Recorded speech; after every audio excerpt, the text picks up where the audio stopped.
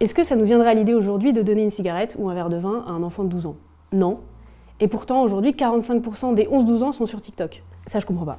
Salut Lou, je suis Alix de Zélicourt, je suis maman de 4 enfants et aujourd'hui, je viens vous parler du rapport de la commission enfants et écran. Alors, quand on lit ce rapport, on peut être que terrifié, effaré et désespéré. Le rapport établit un lien très clair entre, d'une part, les écrans et tout un tas de pathologies chez les jeunes en France.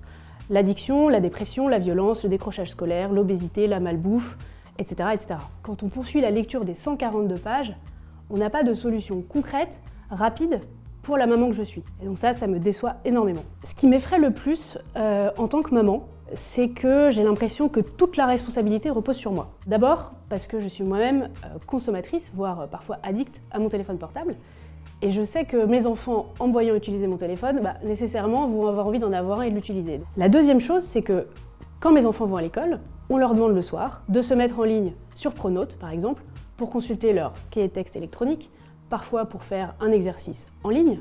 Et donc même si j'étais hyper vertueuse et que je ne voulais pas d'écran, l'école m'obligerait à m'équiper. Donc ça me gêne énormément. Et enfin, il y a une dernière chose, moi, qui me stresse énormément, c'est cette sorte de pression sociale, où en fait, quand on est parent et qu'on refuse de donner un smartphone à son enfant, et qu'on est le seul de la classe à dire non, notre enfant revient tous les soirs en disant « Pourquoi j'en ai pas ? Pourquoi je suis pas connecté à ce qui se passe dans la classe ? Pourquoi j'ai pas WhatsApp ? Ceci, cela ?» Et on est la mauvaise mère ou le mauvais père. Et ça, c'est tous les jours, tous les jours, tous les jours. En tant que maman, moi, je suis très en colère de vivre dans une société qui accepte que nos enfants soient une sorte de marchandise à qui on va donner des algorithmes avec des systèmes de gratification immédiate qui vont les rendre complètement addicts. Je suis très en colère aussi du manque de réaction un peu systémique, c'est-à-dire que quand on prend les parents, l'éducation nationale, l'État, les associations, il devrait y avoir un consensus sur le fait que les écrans, c'est pas une bonne chose. Et je suis très en colère aussi de la lenteur de toute cette prise de conscience et de cette réponse qu'on devrait apporter. Le rapport parle beaucoup d'addiction. Dans les grandes addictions qu'on connaît aujourd'hui, il y a le tabac et il y a l'alcool. Qu'est-ce qu'on a fait pour le tabac et l'alcool? On les a interdits aux mineurs. Donc, si le téléphone et son usage créent une addiction, il faut qu'on prenne le même chemin.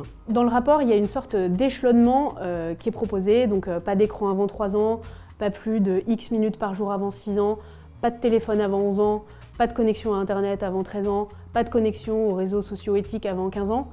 Et en fait, moi, en tant que parent, je trouve ça hyper compliqué à gérer parce que j'ai 4 enfants et en fait, j'en ai dans toutes les tranches d'âge, donc je vais pas y arriver. Je vois pas pourquoi on se dit pas tout simplement, en fait, l'écran du téléphone portable n'est pas nécessaire au développement des ados et donc on leur donne le plus tard possible. Point barre. Comme ça, la règle est simple, tout le monde peut la comprendre et moi, je peux très bien l'expliquer à mes enfants aussi.